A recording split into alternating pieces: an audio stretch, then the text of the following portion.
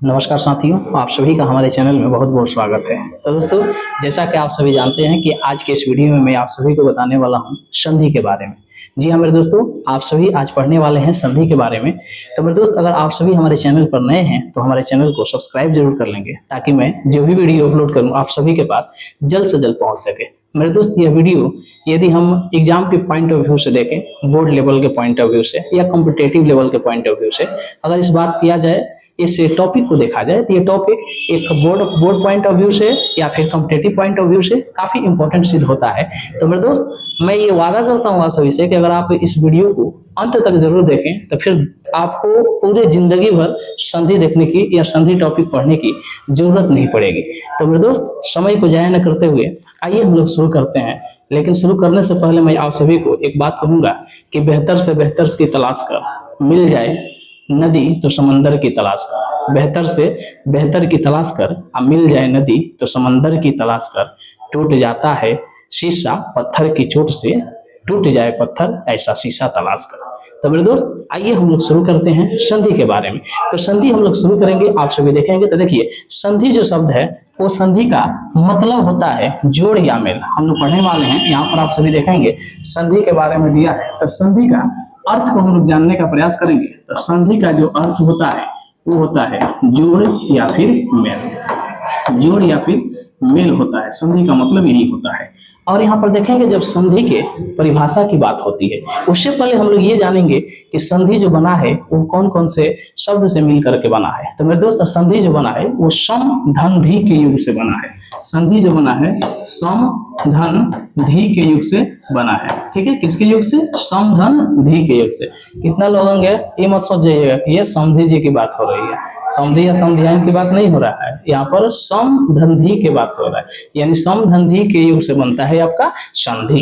अब आइए हम परिभाषा की बात करते हैं कि परिभाषा संधि का क्या होता है। तो जैसा कि आप सभी यहाँ पर देख सकते हैं कि दिया गया है कि दो वर्णों के मेल से उत्पन्न विकार को हम लोग संधि कहते हैं। दो वर्णों के मेल से उत्पन्न विकार को संधि कहते हैं। आइए हम इसको समझने का प्रयास करते हैं। दो वर्णों के मेल से, दो वर्ण के मेल से कहने का मतलब क्या हुआ कि यदि आप अ का मेल और अ से आप करते हैं तो ये आपका बनता है आ का मेल यदि आप आ से करते हैं तो ये भी बनता है अ का मेल यदि आप ई से करते हैं तो ये बनता है आपका ए। यानी दो वर्ण के मेल से, एक अ हो गया आपका वर्ण, एक अ हो गया आपका, अ और अ मिला तो ये हो गया आ और आ मिला तो ये हो गया आ, और अ और ई मिला तो ये हो गया। ध्यान से देखेंगे कि दो वर्णों के मेल से उत्पन्न विकार को, यानी विकार यानी कि परिवर्तन, जब दो वर्ण आपस में मिलते हैं और उनके मिलने से जो विकार उत्पन्न हो गया वही संधि कहलाता है। दूसरे में आप सभी समझेंगे कि संधि हम लोग करते हैं तो संधि जब भी आप करते हैं तो संधि विच्छेद जब आप करते हैं तो देखते हैं कि दो वो शब्द होता है और उसी दो शब्द के वर्ण की हम संधि करते हैं। एक तरफ इधर शब्द होता है, पहला शब्द होता है और प्लस दूसरा शब्द होता है, यानी इस जोड़ का जो चिन्ह आपको दिखाई दे रहा है इसको हम लोग क्या कहते हैं? धन कहते हैं। संधि की भाषा में धन कहा जाता है। और फिर दोनों के योग से यहाँ पर एक नया वर्ण बन के तैयार होता है, नया शब्द बन के तैयार होता है, वर्ण नहीं, नया शब्द बन के तैयार होता है। यानी यहाँ पर आपका पहला शब्द हो जाता है और यहाँ पर दूसरा शब्द होता है। तो पहला शब्द के अंतिम वर्ण तथा दूसरे शब्द के प्रथम वर्ण के मिलने से जो विकार उत्पन्न होता है उसे संधि कहते हैं। ये संधि की मूल परिभाषा को हम लोग समझने का प्रयास करते हैं। संधि का मूल परिभाषा क्या होता है इसको हम लोग समझेंगे, है ना। और वीडियो को अंत तक आप सभी बने रहेंगे। और वीडियो अगर पसंद आता हो तो वीडियो को लाइक जरूर करेंगे। और मेरे दोस्त, वीडियो को अंत तक इसलिए बने रहेंगे क्योंकि अधूरा ज्ञान जो होता है वो जहर के समान होता है। इसलिए अगर आप वीडियो पर आ गए हैं तो इस वीडियो को पूरा अंत तक देख करके जाइए, तब किसी भी तरीके का कोई भी क्यूरी हो तो आप बताने का प्रयास करेंगे, कोई भी समस्या हो तो आप बताने का प्रयास करेंगे। तो देखिए, यहाँ पर संधि की बात हो रही है कि दो शब्दों का योग होने पर पहले शब्द का अंतिम वर्ण, पहले शब्द का यहाँ पर अंतिम वर्ण, ये फोकस करेंगे, पहले शब्द का अंतिम वर्ण तथा दूसरे शब्द के प्रथम वर्ण के मिलने से, दूसरे शब्द के प्रथम वर्ण के मिलने से जो विकार उत्पन्न होता है, जो विकार परिवर्तन होता है उसे ही हम लोग क्या कहते हैं? संधि कहते हैं। यानी दो शब्दों का योग होने पर, जब दो शब्द का योग होगा, आपस में मिलेंगे और मिलने से पहला जो शब्द होता है उसका अंतिम वर्ण, ये ध्यान में रखेंगे, तथा दूसरे शब्द का प्रथम वर्ण के मिलने से जो विकार उत्पन्न होता है उसे ही हम लोग संधि कहते हैं।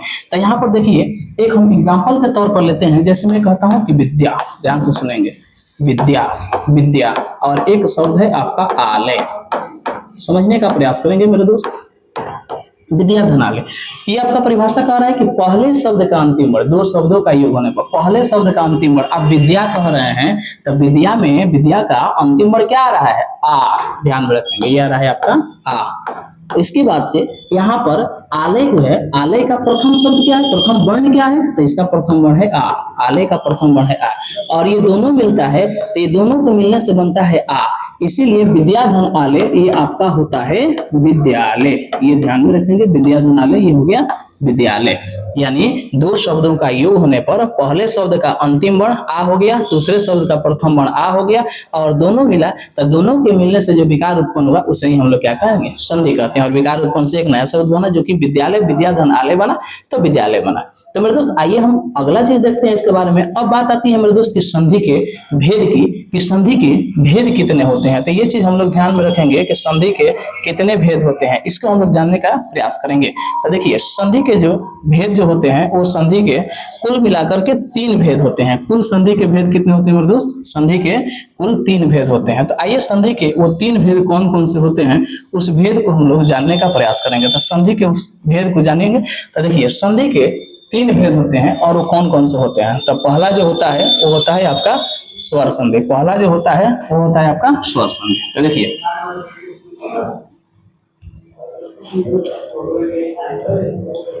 आइए संधि के भेद की बात करते हैं। संधि के भेद, तो संधि के 3 भेद हैं मेरे दोस्त। कितने भेद हैं? संधि के 3 भेद हैं। संधि के 3 भेद हैं। पहला जो होता है वो होता है आपका स्वर संधि। क्या होता है? स्वर संधि। और दूसरा जो होता है वो होता है आपका व्यंजन संधि। क्या होता है मेरे दोस्त? दूसरा जो होता है वो आपका होता है व्यंजन संधि। और तीसरा जो होता है वो होता है आपका विसर्ग संधि। ये ध्यान में रखेंगे। तीसरा जो होता है वो होता है आपका विसर्ग संधि। क्या होता है? विसर्ग संधि। तो अब आइए यहाँ पर ध्यान देंगे कि ये संधि का भेद हो गया। तो संधि के भेद होते हैं 3, स्वर संधि, व्यंजन संधि और विसर्ग संधि। तो अब बात आती है स्वर संधि की। किसकी बात आती है? स्वर संधि की। जब स्वर संधि की बात आती है तो आइए हम लोग स्वर संधि को पढ़ने का प्रयास करते हैं कि स्वर संधि होता क्या है। लेकिन स्वर संधि पढ़ने और समझने से पहले जब स्वर की बात आ रही है तो सबसे पहले हम लोग ये क्यों नहीं जानते कि स्वर वर्ण होते क्या है। क्योंकि बहुत सारे विद्यार्थी को ये समस्या होने लगती है कि उन लोग को स्वर वर्ण ही नहीं मालूम होता है कि भाई स्वर वर्ण होता क्या है, स्वर वर्ण क्या है। तो फिर वो स्वर संधि को बनाएंगे कैसे, किस तरीके से स्वर संधि को समझने का प्रयास करेंगे। तो इसलिए स्वर वर्ण को हम लोग जानते हैं। तो देखिए स्वर वर्ण क्या होता है कि जिन वर्णों का उच्चारण करने में किसी अन्य वर्ण की सहायता नहीं लेनी पड़ती है उसे ही हम लोग क्या कहते हैं? स्वर वर्ण कहते हैं। और स्वर वर्ण का उच्चारण जो होता है वो स्वयं पर स्वयं यानी खुद ब खुद होता है, जिसका उच्चारण करने में किसी अन्य वर्ण की सहायता नहीं लेनी पड़ती है। जैसे अ, आ, हर्षई, दीर्घई, हर्षौ, दीर्घौ, री, ए, ऐ, ओ, औ। और स्वर वर्णों की कुल संख्या की बात करते हैं तो स्वर वर्णों की कुल संख्या जो होती है वह होती है 11, जिसमें कि आपका होता है अ, आ, हर्षई, दीर्घ ई, हर्षौ, दीर्घ उ, री, ए, ऐ, ओ तथा औ। ये होता है आपका स्वर वर्णों की कुल संख्या। तो स्वर वर्णों की जो कुल संख्या होती है वो होती है आपकी 11। कितना होता है मेरे दोस्त? 11 होता है स्वर वर्णों की कुल संख्या। अब बात आता है स्वर वर्णों के भेद की। तो स्वर वर्ण के भेद जो होते हैं वह मुख्य रूप से 2 होते हैं। एक होता है आपका ह्रस्व स्वर, एक होता है आपका दीर्घ स्वर। तो आइए हम जानते हैं कि ह्रस्व स्वर कौन कौन सा होता है। तो ह्रस्व मतलब होता है बाबू छोटा। क्या होता है? छोटा। और दीर्घ माने होता है बड़ा। तो ह्रस्व में आपका हो गया अ, ई, उ और री। ये हो गया आपका, इसको हम लोग बोलते हैं ह्रस्व स्वर। कौन सा स्वर मेरे भाई? ह्रस्व स्वर इसको बोला जाता है। इसको बोला जाता है ह्रस्व स्वर। और एक आता है दीर्घ स्वर में। तो दीर्घ स्वर में आगे आपका आ, बड़ी ई, बड़ा उ, आ, बड़ी ई, बड़ा उ, ई, ऐ, उ और औ। ये आपका दीर्घ स्वर के ये वर्ण होते हैं। किसके वर्ण होते हैं? दीर्घ स्वर के वर्ण होते हैं। तो ये भी आपके एक कॉम्पिटिटिव लेवल के एग्जाम में भी पूछा जाता है या फिर बोर्ड लेवल के एग्जाम में भी पूछा जाता है कि ह्रस्व स्वर की संख्या कितनी है। तो ह्रस्व स्वर की संख्या जो हो गई वो है 4 और दीर्घ स्वर की संख्या कितनी है वो हो गया 4 और स्वर वर्णों की संख्या कितनी होगी 11। अब हम लोग बात करते हैं स्वर वर्ण की बात करते हैं और स्वर संधि की बात करते हैं। तो मेरे दोस्त स्वर संधि कहता है कि दो स्वरों के मेल से उत्पन्न विकार को हम लोग क्या कहते हैं स्वर संधि कहते हैं। दो स्वरों के मेल से उत्पन्न विकार को स्वर संधि कहते हैं। दो स्वरों के मेल से उत्पन्न विकार को, तो दो स्वरों के मेल से कहने का मतलब क्या हुआ कि जब भी वर्ण मिलेगा दोनों के जगह पर स्वर वर्ण ही रहेगा, यानी अ और अ मिलकर के आ हो गया।